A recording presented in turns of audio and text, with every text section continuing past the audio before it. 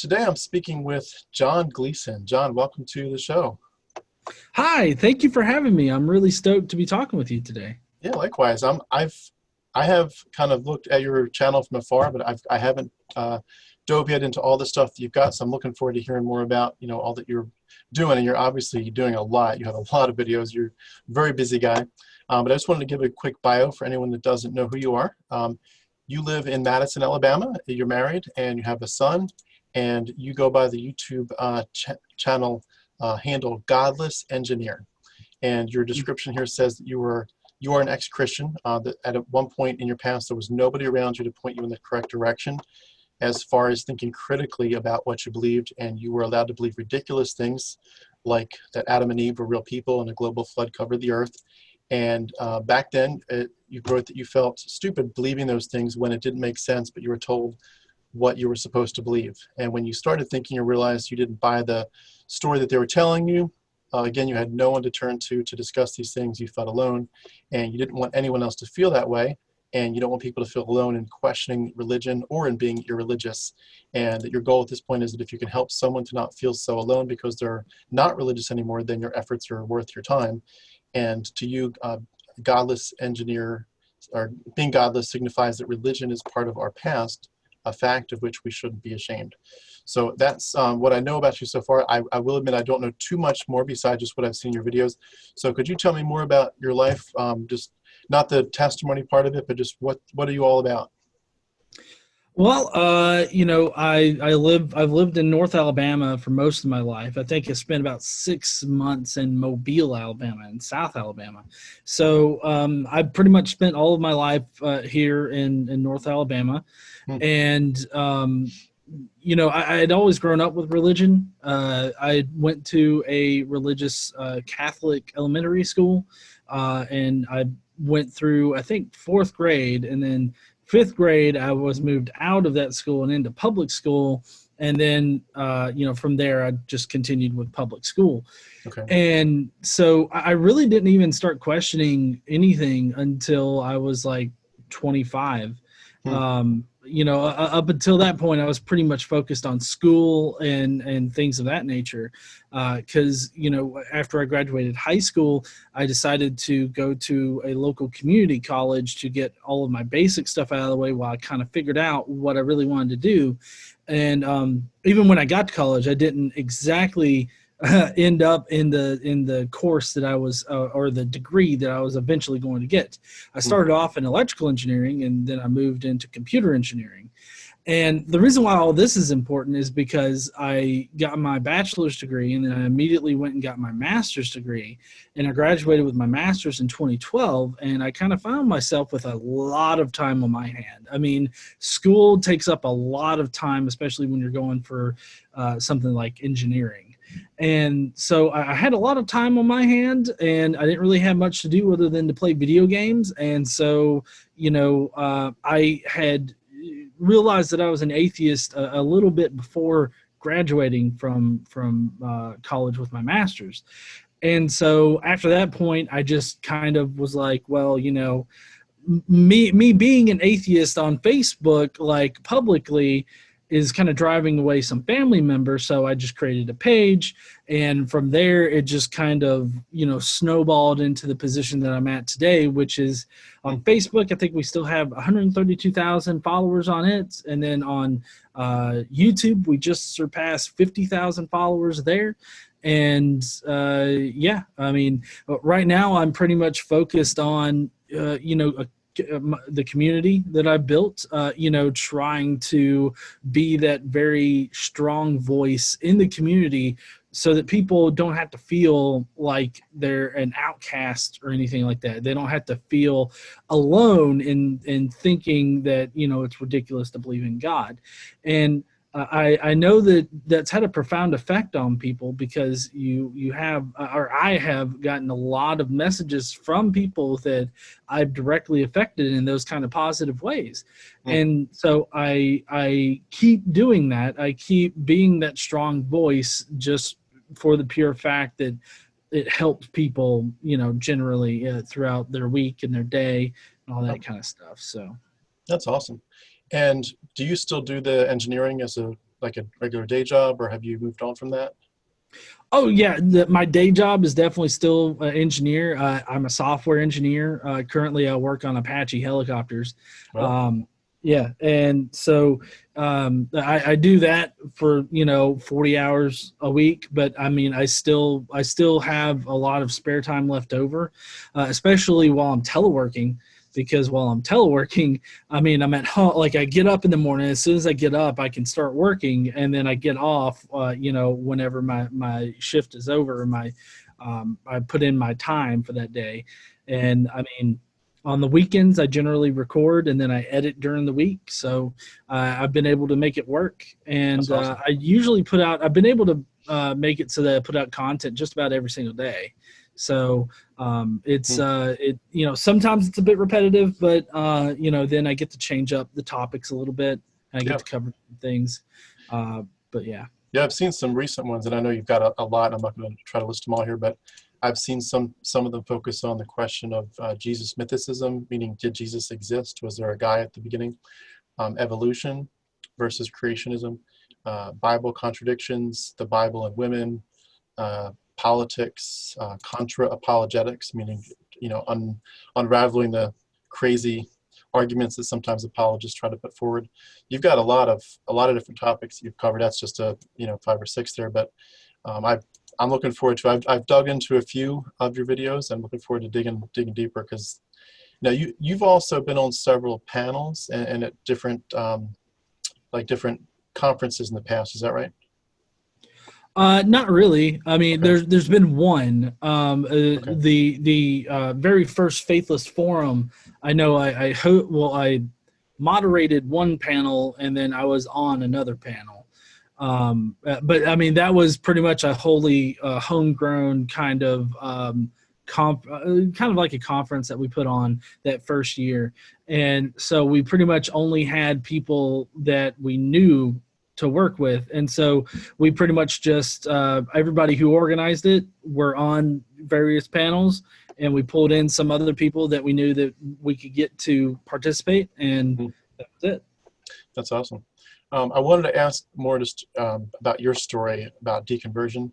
I know you gave a very high level view, but at what point did you, I'm making an assumption here saying this, but at what point did you commit your life to Christ? Was it as a child or as a young teenager? Like, when did you make the commitment to believe in him at the beginning?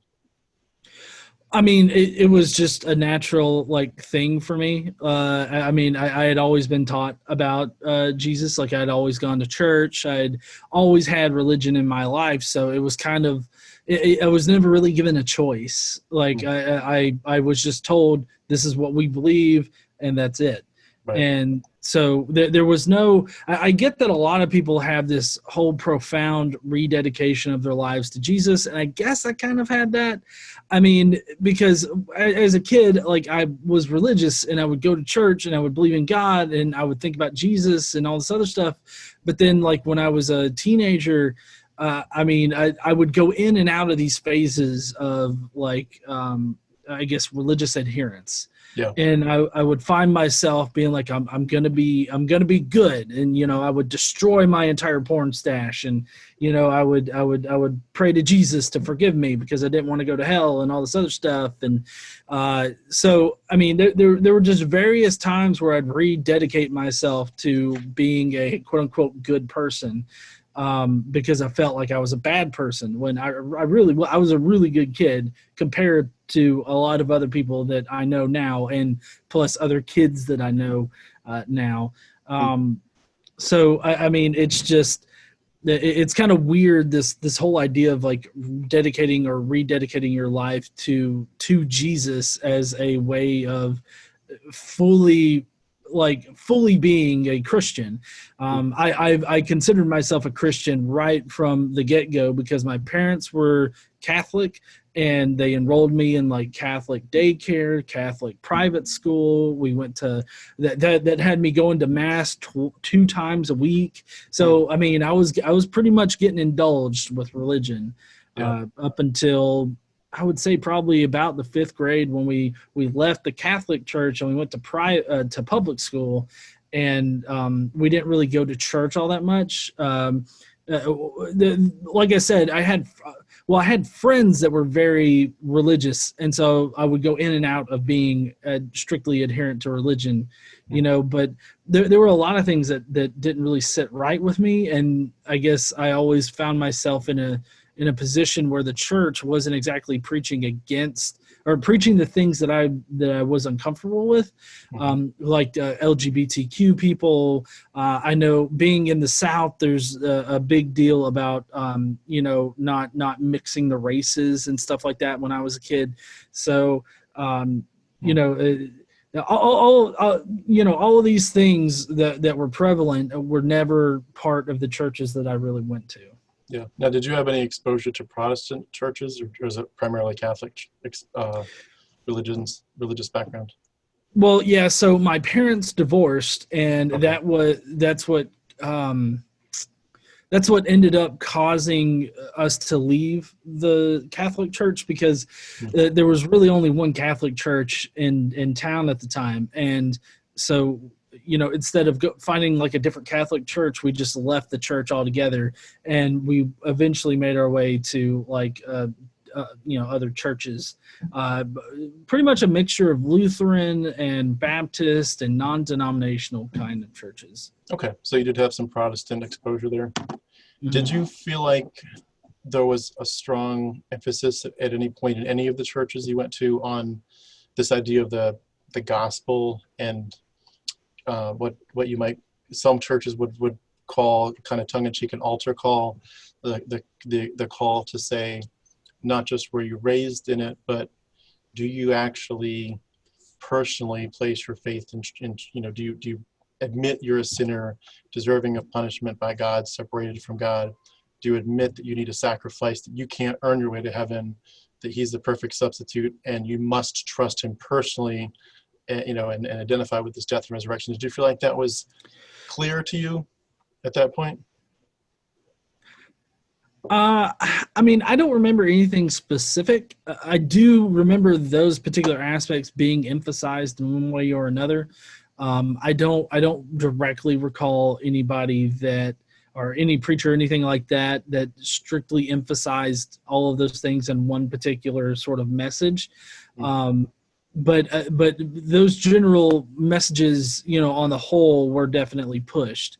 And I know this because, I remember thinking to myself, about how, I need Jesus to forgive me, and how everything that I do is bad and all this other stuff. And so, I mean, I remember thinking those things, but I didn't really, I guess you could say that I was kind of a bad Christian, at various times, because I mean, I would go to church, but like, especially when I was getting later into my teens, because I was a very hard worker. Like I would work all year round.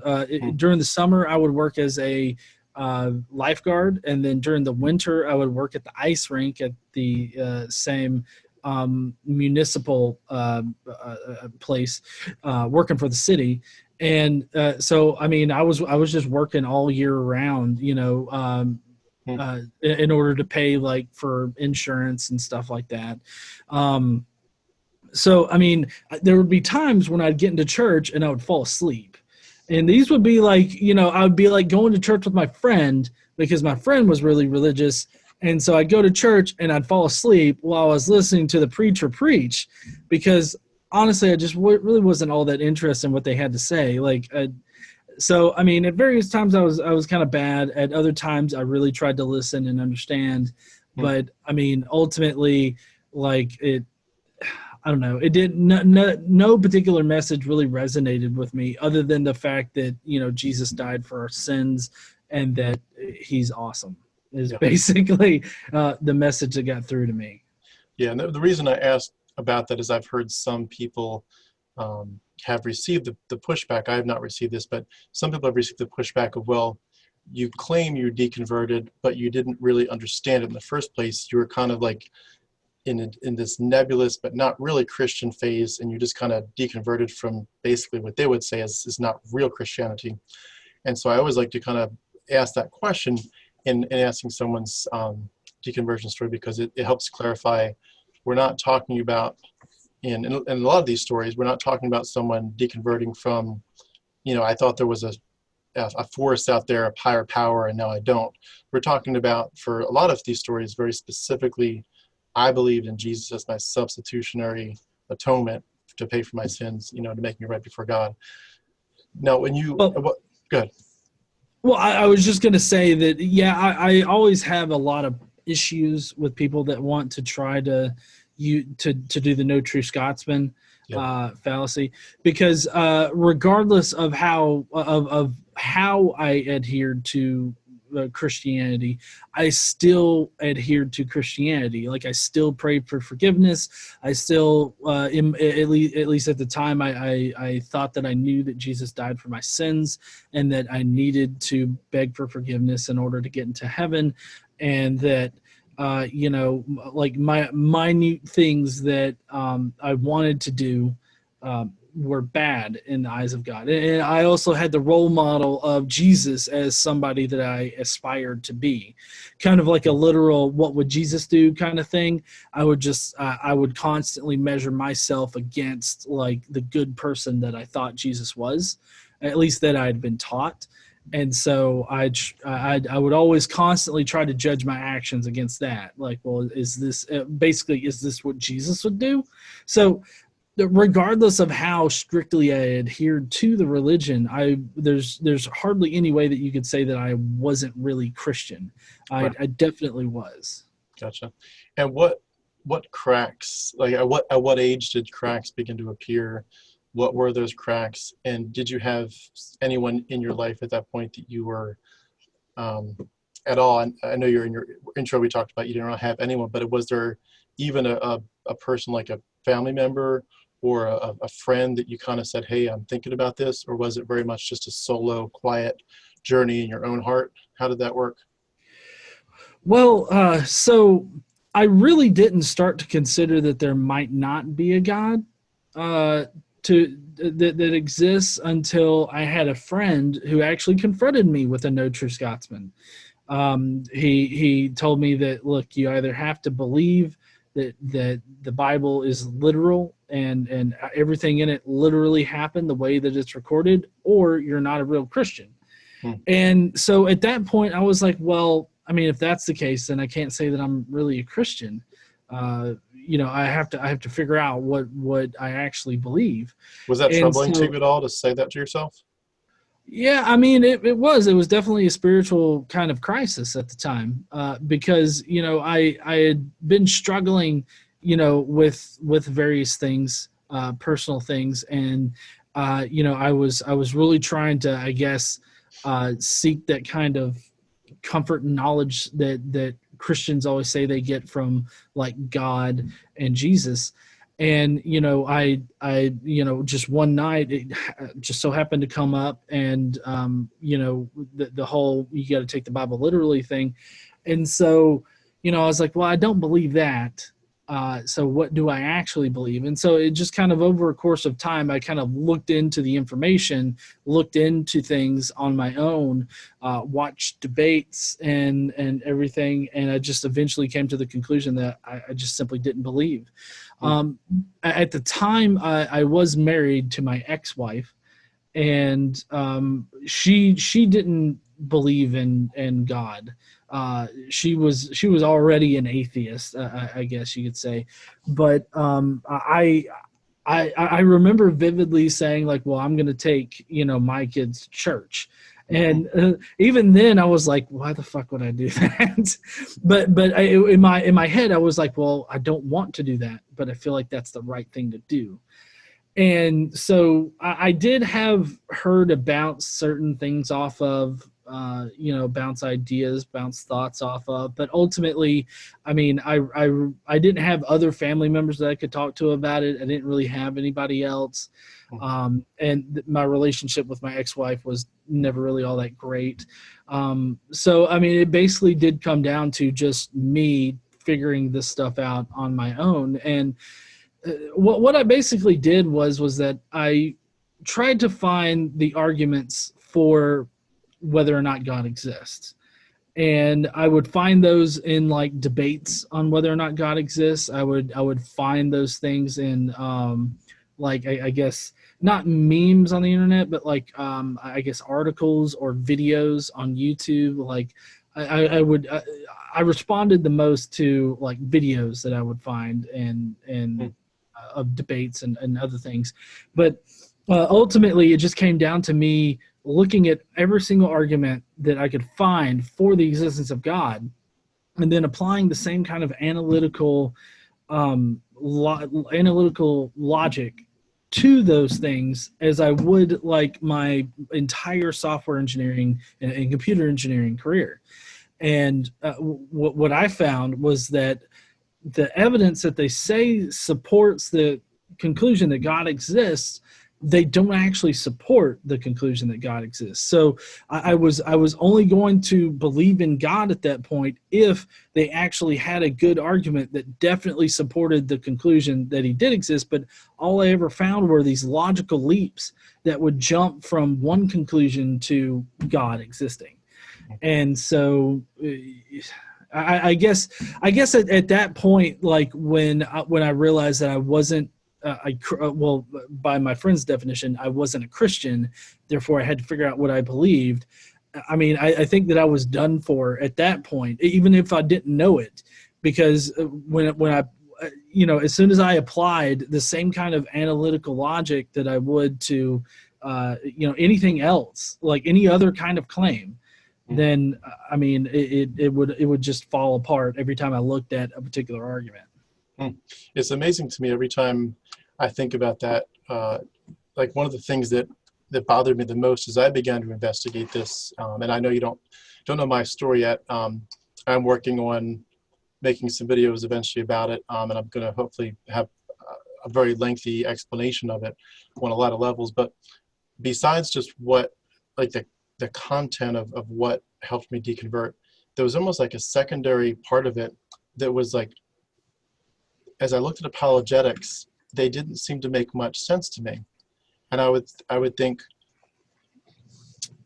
like, if this is the best you've got, it's like I have my own concerns, but if this is the best you've got, for example, when we talk about genocide, and that's not really an argument for God, but just as I would say, can you defend for me why the Bible says that there was genocide?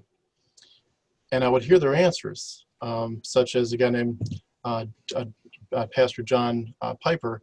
He would say, well, people are dying every second of the day. There's kids dying every minute. So if God chooses to use, the Jews to kill the Canaanites, he's still going to kill those people anyway. They're dying all the time anyway. And so these flimsy, horrible arguments. And it was like, is this the very best you've got to explain why you're defending this belief system? And looking, of course, a lot at creationism. And it always amazed me that there's not much there. And there's a huge issue with people just saying, if this is what a Christian apologist says, then I guess that's the right way to defend it. That's the right answer. And so, for example, if you have a William Lane Craig present his answer, or a Sean McDowell, and they say, this is it. It's like, as a Christian, you're trained to say, there it is, there's our answer, as opposed to saying, well, that doesn't sound right either. And I'm amazed at the lack of willingness to say, in the Christian community, and myself when I was a Christian, to say, this doesn't sound right. I need to dig deeper to make sure we've got something here. And it's almost like flipping your brain off at the door. And that always surprised me and shocked me that was so prevalent. Can I ask, what was your family's reaction like as you began to move away from the religion? Were they upset at you? Were they trying to pull you back in? Did they just say, hey, it's his journey, his path, let him do what he wants? How were they reacting to this?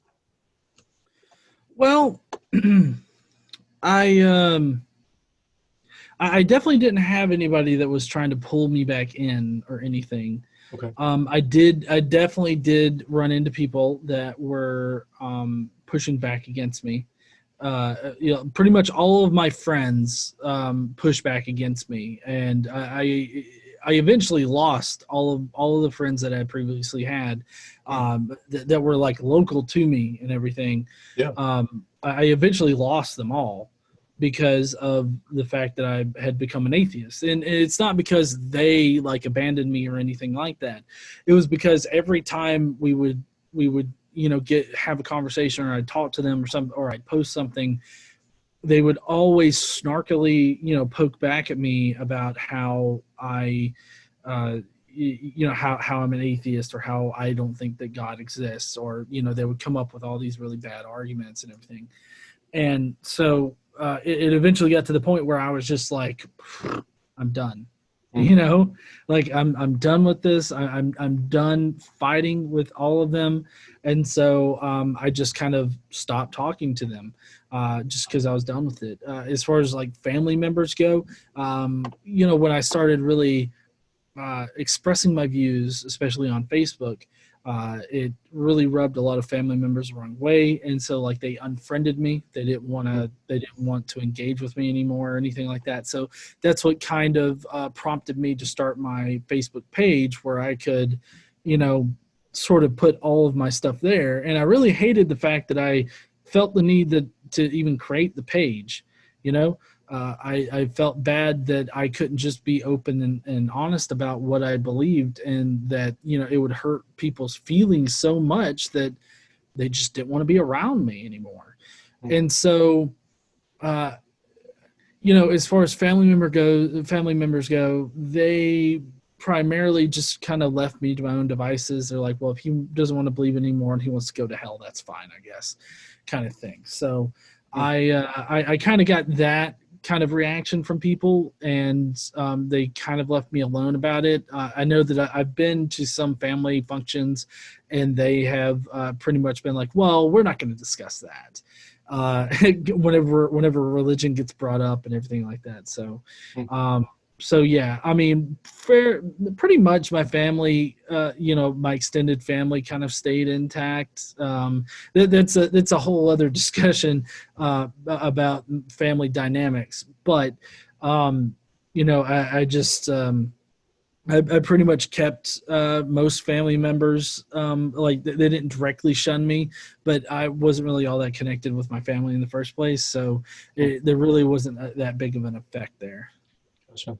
It is amazing to me the different responses you get, and I said this with someone else in a previous interview, but it's amazing to me that if certain people really believe that you are destined to eternal conscious torment, that there's absolutely no attempt to try to win you back. And I know that's not everyone's case. I'm sure there's people that get barraged with attempts to pull them back, but my experience and the experience of some people I've spoken with recently has been a fairly consistent answer of, just walk away and, let them do their crazy atheist thing. And it's like, if you really believe that I'm about to go burn in hell, and I know not every Christian thinks that. Some Christians are going to see hell differently, but a lot of them do. And the Christians in my background do believe it's a literal hell, literal pain, fire and torment. Just there's no attempts at all. Not even an attempt to keep the lines of communication open, where they say not something as bold as, hey, we need to talk about the gospel, but just, hey, Tim, let's talk. What are you learning? I hear you're learning all about, mystery cults, and you're studying, this subject and that subject. What are you learning? Let's talk about it. Just to keep the lines of communication open, so that they could theoretically eventually say, hey, let's bring this back to square one. Where are you with God? Nothing. Just complete crickets. And it is shocking. And again, I'm sure there's people that have had the opposite, where they're just constantly barraged of, hey, please come back. But I don't get the idea of, if people really believe it's that bad in my future, which, I mean, we know, once you escape, you're like, that's ridiculous, that's garbage. But if that's really what you believe, you would try. I know if I had still been a Christian, I had an atheist friend, I would be trying to say, hey, let's talk about this. Let's talk it through as much as, let's talk all night if you want to. Let's sit up and just talk this thing through. But when people just say, go ruin your life and go burn in hell, it's like, wait a second, do you really actually believe what you're, like, it makes me think that they don't on some level really believe it. But I can't obviously see what's in their minds, but it just comes across to me that way. Could I ask, what would you say was the biggest, like the biggest thing hardest thing to wrap your mind around once you kind of admitted to yourself, I really don't believe any of that stuff anymore.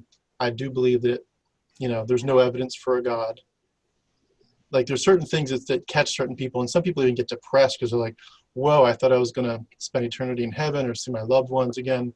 And it's just, some people get depressed, some people it hurts for a while. What, if anything, kind of surprised you when you made that confession to yourself? Like, what, did those words just come out of my mouth? That means X, Y, Z. If this is true, then that's true. What kind of stuff came to your mind, and how long did it take you to kind of get past that? Well, I think that the biggest issue that I had was admitting that I was an atheist, and not feeling wrong about not believing in God. And I mean, the biggest realization in the entire thing was the fact that there is no, well, at least for me, the fact that there is no afterlife.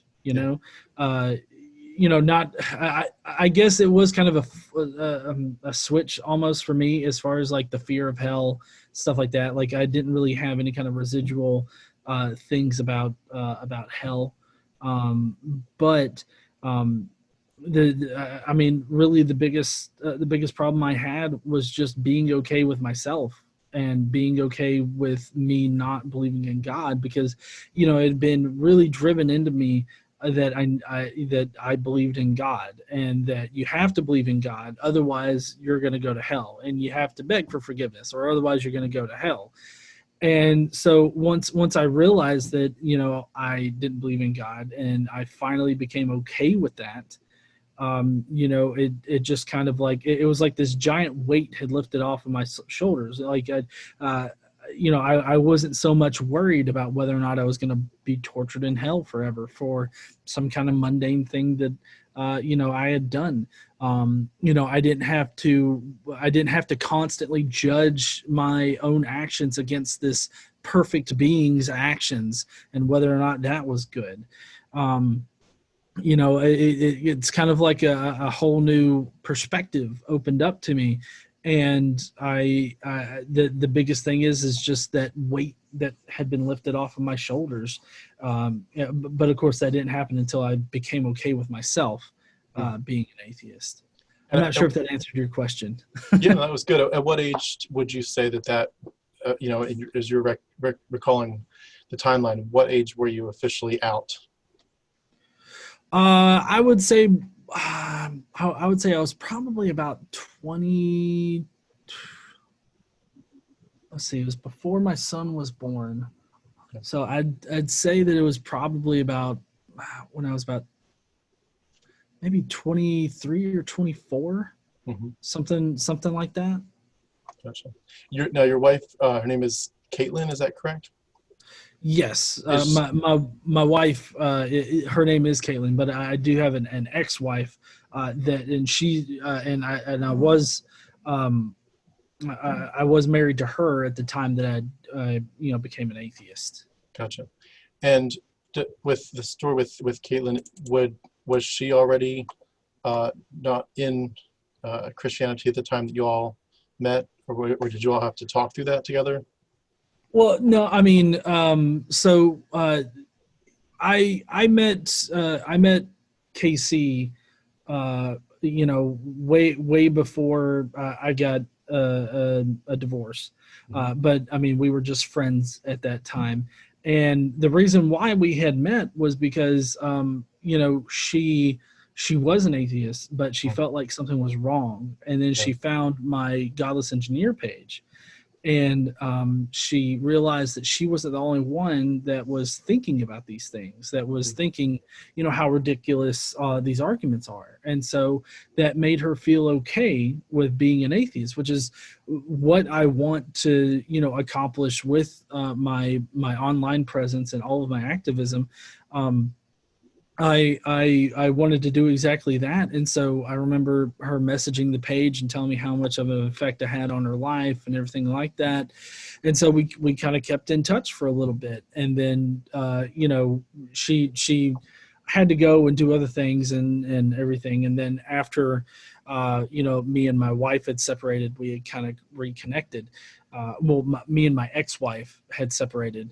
Then we kind of, reconnected, got to know each other again. But she was already an atheist when we got together. Now, with your son, and how old is he again? He is 10. What is it like raising a child without religion? And did it take a lot of, did you put a lot of thought into, wow, this, I kind of had this experience as a child myself, and I mentally was thinking of doing some similar things, but now that I'm out, I have to realize I have to rethink this, or was it pretty clear to you right up front, the path to raise a child without mythology as their worldview, so to speak, that it's pretty clear? What did you do much thinking through how you were going to raise your son? I mean, not really, as far as all that goes, because by the time that Xander was born, I had already been an atheist, for a while, and thinking about how I would raise my kid.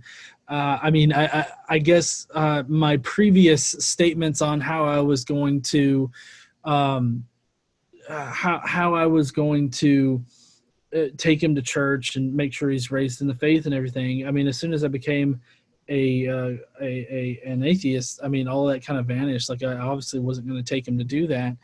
And it's always, I feel like as a parent, it's always kind of a struggle to know if you're doing right by your kids, Yeah. Or if you should do something that your parents did for you, or if not. And to be honest, I had been in therapy for the longest time. After Xander was born, and Cool name, by the way. Yeah. Thanks. But I had been in therapy, and the therapist, he used my son as kind of an example, when talking about my own past. It's like, well, you as a father yourself, would you ever do that to him? And and it's like those questions had never been asked to me. I was like, well, no, I wouldn't. And so I think that as far as fatherhood goes and raising my son without religion, I think I really just focused on trying to teach him how to be a good person in general, without providing him some perfect being out there that he kind of concocts in his own head what that means.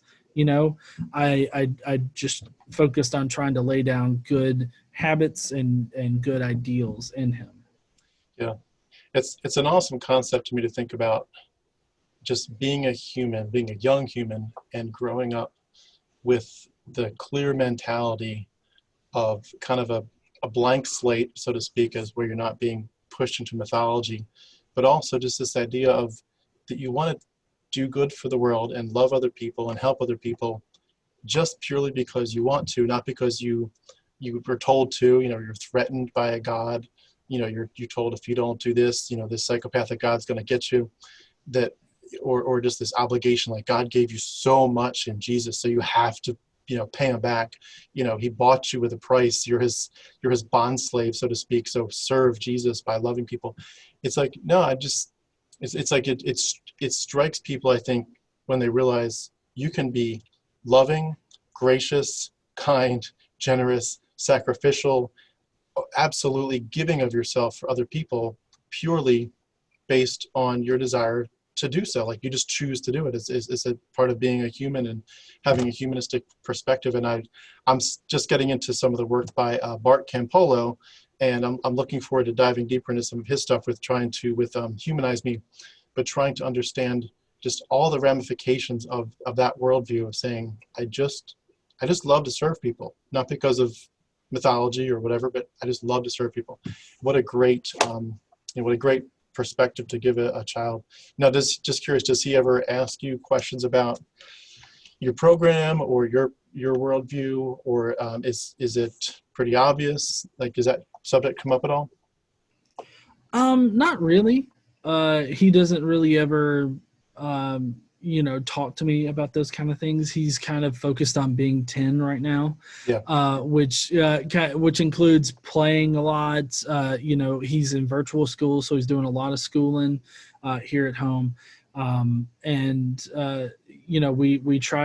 We've always tried to make sure that he stays pretty active. But I get him less than half the time, Mhm. so it's a little hard to do those kind of things consistently. Sure. But he doesn't. He, like I said, he's more focused on being 10 Yeah. than spiritual things. I mean, he knows that I do YouTube videos, and he knows that I'm an atheist, and he considers himself an atheist. He said it before, but I've always reinforced that, like, well, you really aren't old enough to really grasp that yet. So I wouldn't. I wouldn't consider you an atheist or anything like that. So I try not to push any kind of ideas on him. I make sure that he knows that I'm here, to help him out. That's awesome. That if he ever needs to talk to me or he wants to ask questions, I'm here to answer them for him, give him the best answers that I can give him, and just basically, try to be his support. Support him in whatever conclusion that he comes to. That's awesome. And that's pretty much what I'm focused on as far as this particular context goes. I've heard some lectures by, not live, but video lectures from Dale McGowan, who has written some books on secular parenting. That sounds very similar to his mentality of kind of, have some guardrails, but at the same point, let them explore. And I do feel like in a general sense, the more you let them explore without the strict, you must believe, X, Y, Z, or you're dead wrong. If you expose kids to all the mythologies out there, they're like, wow, I explored all the different gods, and there's hundreds or thousands of them. All the gods, all the beliefs, all the ways that religions have evolved and changed each other over time. It's just, I feel like that just naturally leads people to say, yeah, I see some parallels. I see that this is the same story. And I think that's one of the most interesting parts for me was when you're in it, you get slammed with the idea that this is unique.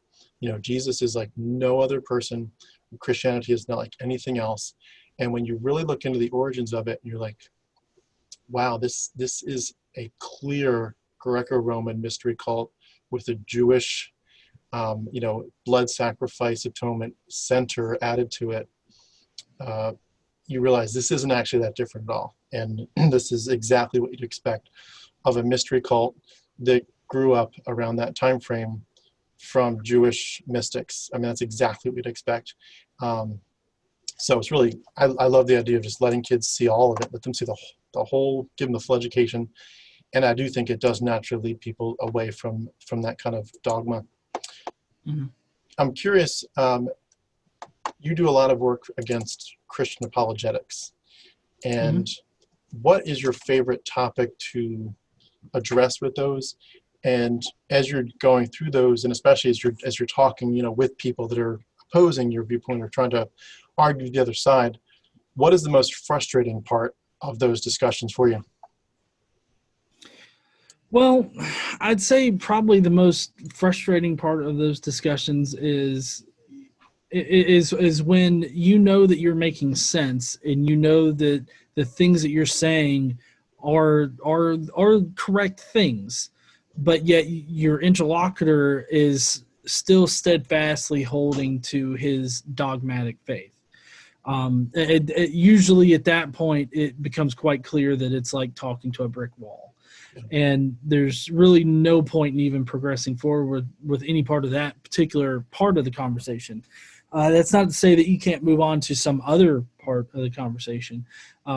But generally, you can always tell once you've hit a brick wall with somebody, because they'll come up with excuse after excuse after excuse, and it really all just boils down to God did it, is the basic kind of explanation that they give. Yeah. And so that would probably be the most frustrating part of it, having to deal with that. And then my favorite arguments to really focus on are things like the moral argument, and then any kind of scientific argument for God. That would be like the cosmological argument, the fine tuning argument, or any kind of argument against evolution. So yeah, That's awesome. Do you ever feel like you would get into live debates with people, like in a stage? Oh, yeah, I've done one live debate on a stage. It was on the topic of evolution, and it happened I want to say last September or something like that. It was really good. I mean, I liked it a lot. I had a lot of fun with it, and I hope that once this pandemic's over, maybe I can try to get in on that again. Yeah, that's awesome. I look forward to seeing that. Curious, just the idea of when you obviously felt like you had a lot of questions that you were working through, and then you obviously came up with some answers, and you put a lot of it here on YouTube and on your Facebook page. For people that have a story but feel like they don't have a platform, how do you feel like we can get people like that more involved? Like, I feel like even for me, just for example, I'm new, to YouTube. I'm not watching, but producing anything. And I have been working on my story for a while, and I'm one of those people that I don't like to kind of produce stuff unless I've really thought through all the nuances of how I want to do it. And so you come up with this, you're kind of like at a point of being frozen, because you don't want to proceed until you're like, this is going to be stellar. It's going to be awesome. Everyone's going to want to watch this. So I'm not going to do anything until it's awesome. And I was speaking with David Fitzgerald a few weeks ago, and he was like, while you're doing interviews, try to get your own story out there. Like, do it. And I loved that he was so encouraging. And I feel like it really inspired me to think, how do we find other people who either just haven't thought through all the ways they could speak up, or maybe they're even shy, but something that says, you know what, there are people out there that need to hear your story. You've thought through a lot more than you think you have. We need your voice. Like, the atheist community is probably a lot bigger. I mean, we read these, the Pew Research numbers. Atheism is growing. It's growing rapidly. Secularism is in the rise. People are obviously, quietly deconverting. But I feel like the discussions could be the deconversion process could be so much easier the more that the conversation's out there. And have you felt similarly at all? And how would you encourage someone who's either recently deconverted, or maybe they've been deconverted but they're just kind of quiet? Like, what should they think through as a way to get involved and maybe to have a platform to speak about it?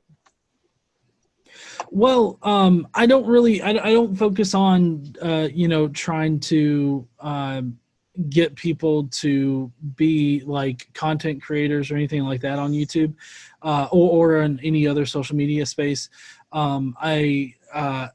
If somebody really wants to do it, I'm all in it to help them. But I try to the thing that I try to do the most is try to inspire people to, as my tagline says, stand up and use their voice. And I think that itself has inspired a lot of people to stand up and use their voice. But also, I feel like the way to get people, I guess, involved or speaking out is to, show them that they're not the only ones, and that it's okay to push back against religious dogma and religious statements and everything like that.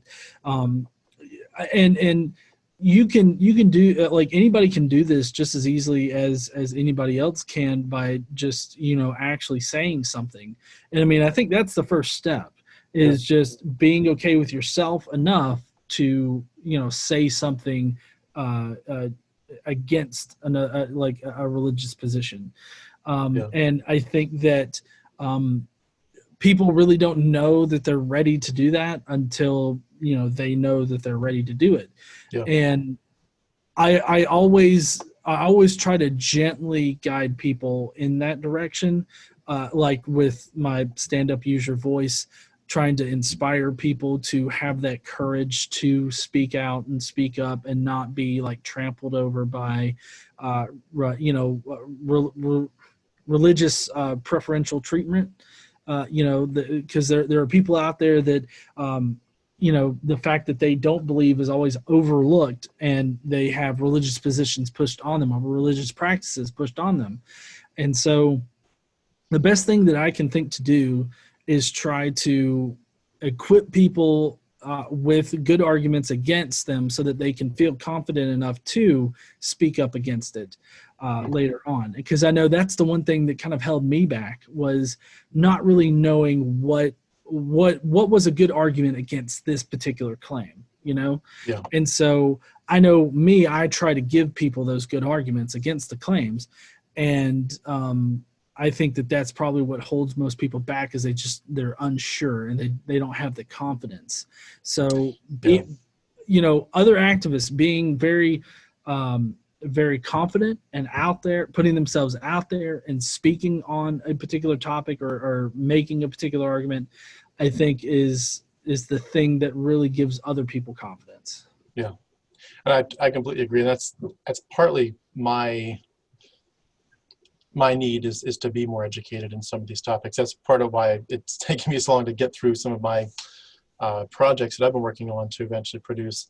And like, even for example, David Fitzgerald does a great job of addressing that issue of, did the original historians, that are supposedly saying yes, Jesus existed, did they actually say it? Were there really historians saying Jesus existed? And I've seen those presentations enough to know that the whatever is 5, 6, 7 people that Christians would traditionally bring up and say, yeah, this person, Josephus said it, and this so-and-so said it, so there was a Jesus. I know that there's answers to that. Either, this was added to Josephus's text, much, much later, or something else where he's talking about a different Jesus. But just the idea of being able to be educated and almost memorizing some of the information, just to be able to speak on the fly and say, I can absolutely address that point by point by point. And I'm excited to get more educated. And I don't know if you feel this way, but it feels to me like the more that I learn about it, the more that I discover that I need to learn more about it. Like, for example, been studying a lot about, mythicism, the idea that Jesus didn't exist. And I'm learning that there's a whole field of like Jewish mysticism that was going on at that time, especially as it relates to numbers, numerology, and gematria. And just the way that they wove that into the New Testament, that if you're not aware of it, when you see it, you're like, whoa, there's a lot more in this text than we thought. But there's so many subjects, and I love it. I love that you get to learn, you get to learn their Bible better than they do. But it's at the same point, like, you get to a point where you don't want to speak unless you can speak clearly and say, I can tell you, I can verify what I'm claiming here. I can back it up. I can give you resources to show you this is not just something I read on some fringe website. And I feel like it's both a blessing and a curse, because you want to be clear, you want to be accurate, you want to be able to defend yourself. But you also, if you do that and take forever to present your information, you're never gonna do it. But hopefully I can get some of that together soon. What I wanted to ask you about last was something you've been dealing with pretty recently, is this idea of Jesus mythicism. I just mentioned it. Could you, for anyone that doesn't know what that is, could you just explain it in your words? And could you tell us a little bit about what drew you to the conclusion that had, a strong likelihood of being accurate? Right. So in case you don't know about mythicism, mythicism is the belief that Jesus probably didn't exist in history. And in the past, it has been a very sort of fringe kind of position to hold. But, prior to 2014, you would have been right saying that it's kind of crazy to think. But since then, you've actually had a couple of scholars that have actually done research into the field. That would be Richard Carrier and Raphael Lataster, who have written peer-reviewed books on this particular subject and have pushed back against all of the claims that historicists make for a historical Jesus. And so now that there's like a scholarly counterpoint to historicity, we have to now interact with the actual information that supports the idea that Jesus existed in history. The problem is, though, is that that evidence is very, very slim, if there at all. And I think that the scale tilts on the side of mythicism because of this lack of evidence that we have. More specifically, how vague the evidence is when it's supposed to be talking about the historical Jesus. Like Paul is really our main source for anything about Jesus. Pretty much everything after Paul is derived off of Paul. Mark and the other gospel stories, I mean, they pulled from scripture, they pulled probably from oral traditions as well, but you can't actually get back to a physical person named Jesus from them. Right. I generally allow someone using Mark as like a possible source, but even then, the problem with Mark is that it doesn't cite any historical sources and it only cites scripture. There's no way to know what is history in Mark and what is fiction. And so that is really not a good source either. Like I said before, Paul is very vague whenever he talks about things concerning Jesus's earthly time.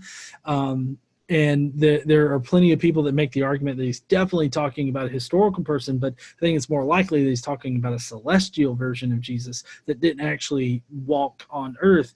But just like with the Osiris and Isis cult, they had a celestial existence, and Jesus was crucified and he died and resurrected in like the lower heavens that would have been like the firmament. And so I think that it tips in that way because of the preponderance of the evidence that there were Jews that were thinking this early on in the Christian timeline. You've got Philo of Alexandria, who describes an archangel named Jesus, who is described as a certain set of things that Philo describes him as. What we find is that all of those things are exactly the same way that Paul then describes Jesus. Yeah. So you have an early Jewish idea of this Jesus archangel, and then you have like Paul citing only scriptures and hallucinations for his information about Jesus, and then you have also people like Ignatius of Antioch that recount a very different gospel than what we have now. And that would be that Jesus, he lived, died, and was buried in complete silence, and then only revealed himself as a star in the sky after he resurrected. That was one particular idea going around. There was a lot of different ideas going around about Jesus, and I think that the best parsimonious explanation for that is the fact that Jesus didn't actually exist, and that they were all interpreting these things from the Old Testament and using this Jewish angelology in order to fill the gaps, because they were expecting a Messiah to come and bring them salvation. And when that didn't physically happen, I think that they invented it using the scriptures in order to fill out all the details. Yeah. And I'm sure you're aware of, but it's mentioned for anyone who does know this, Richard Carrier has a book that I think it either just came out or it's about to, dealing with this subject in a little bit more detail. He deals with it on the history of Jesus, but he's got a book that's a little bit more specific to this that I'm excited to read. I feel like a kid at birthday or Christmas just waiting for that book. So I'm really looking forward to digging into it. When you share what you just did about mythicism, one of the things that I just wanted to play off of is this idea that there is so much fiction in this story, and it's really obvious, and I'm sure you've investigated this stuff like that Dennis McDonald has pointed out, that they're copying the Iliad and the Odyssey and Luke and Acts. There's clearly stuff from the Aeneid, from the Bacchae, even from the I think the Second Maccabees. I heard they're clearly copying from Greek epics and other sources, and you end up with this. To me, you end up with the question of like, why would the divine, all-wise, powerful God need to copy from Plato and Socrates, and why would he need to copy from these guys in Homer to write his amazing book? Like that doesn't sound right to me. But does it ever strike you that regardless of where it came from, and some people don't know about the Homeric epics that are woven into it, and maybe they won't care, but even if you didn't care about that stuff, or if you were the kind of Christian that just says, that's garbage, I'm writing that off before I even study it. That's not what happened, because there's going to be Christians who are going to say garbage, I don't want to hear it. But does it ever surprise you that Christians just don't ask the simple question, maybe this is fiction? So you don't care where it came from, don't listen to these guys, fine. But even if you want to listen only to Christian apologists, like, doesn't it cross your mind at some point, this might be fiction? And I can answer myself. When I was a Christian, and I didn't deconvert until a year ago at age 43, I didn't think about it that way. I was like, of course it's not fiction. This is the word of God. This is the divine inspired word of God, inerrant, exactly what God meant to give us. This is history.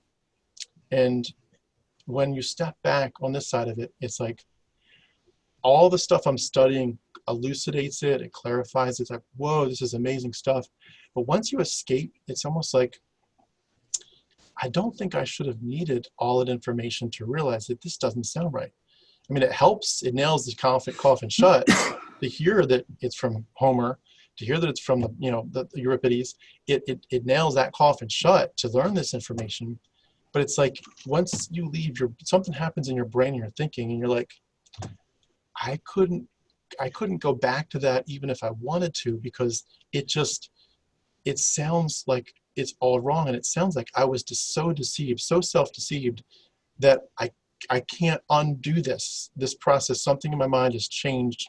It's like your brain gets like washed over with this rationality, and your thinking is different, your worldview is different, and you look at that and you think, like, for example, if someone were to start to try to proselytize it, try to get you back in, hey, let me tell you the gospel, it just reeks of mythology. It reeks of mythology. And I'm always surprised at that is just not remotely part of Christian thinking. There's no way they're wrong. We're right, and we know we're right. That's the end of the discussion. And I guess that leads back to what you said earlier. Sometimes you just have to shut the conversation down, because it's like, if you're not willing to listen, I love you, but we can't go too far because you're not willing to listen to the other side of the story. And that's frustrating in itself. But it's like, maybe I shouldn't be as amazed because I was in it for so long, but it really does make me shake my head sometimes that people aren't willing to say, let me think about this. Let me really think, does this walking on water, healing someone with spit, all this stuff, it sounds so mythological. I mean, it's just everywhere. And yet, as a Christian, you're brainwashed so early and so thoroughly that you think that's not part of the equation. And I love learning the extra stuff, though, because it really does nail it shut. Because you're like, all right, if somebody doesn't want to just talk about it philosophically, let's just go to the pure details. Let me show you, Homeric epics. Let me show you how they copy them and wove them into the Gospels and the epistles.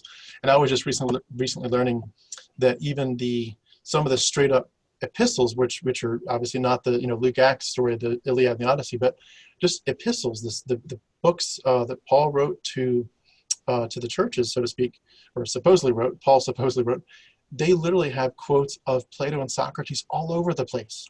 And it's like, and a side thing that I think about when I find that stuff out is, if you're a Christian teacher, you're a Christian preacher, don't you have an obligation in the fairness of being honest and saying, we're still Christians, but I'm going to tell you what this book's all about. This book has Plato woven all through it. It has Homer all over it. And I feel like there's a dishonesty that begins to come up, and I think you've kind of touched on it in some of your apologetics videos, where it's like, you guys are being so dishonest that it's like, At what point are you just going to admit what's actually in the text? Whether it's the genocide issue or the copying.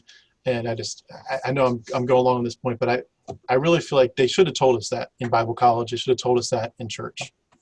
Well, yeah. So the most egregious thing that I think about that particular context is when the apologists, they make the very broad claim that Paul knew eyewitnesses of Jesus.